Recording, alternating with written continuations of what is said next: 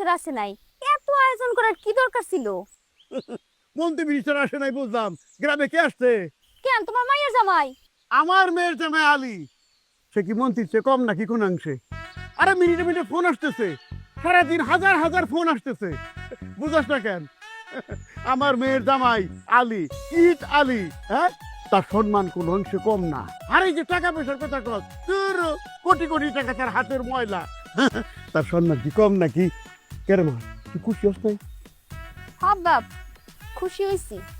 জামাই বাবাজি, এলাকার লোকজন আছে তোমরা বলছো জানা হারাইছে, হ্যাঁ, তোমার মুখে দুটো কথা শুনতে চায়, তুমি তাদের উদ্দেশ্যে কিছু বলো। আমি আমি লজ্জিত, কারণ আপনারা যে সম্মান যে ইজ্জত আমাকে দিলেন, এভাবে যে আমাকে রিসিভ করে আনছেন, এইটার মানে এটার যোগ্য কিনা আমি এটাই আমি বুঝতেছি না। আমি তো এটার যোগ্য না, তারপরেও যে সম্মানটা আপনারা দিচ্ছেন না, এটা আমি মৃত্যুর আগ দিন পর্যন্ত মনে রাখবো।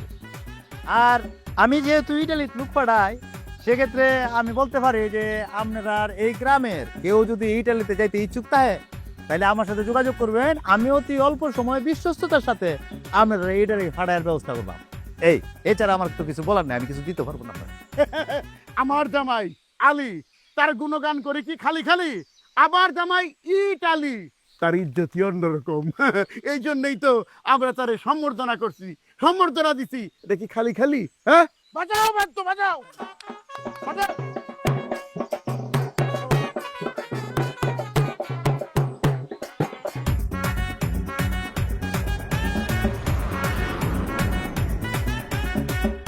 চাচা কি বাড়ি আছেন? রহমান চাচা, চাচা আমি আসসালামু আলাইকুম চাচা। স্যার, আমি চিল্লাচিল্লি করতেছি কেন, কি হয়েছে? ভালো আছেন? হ্যাঁ, না, আপনার জামাই কোনে?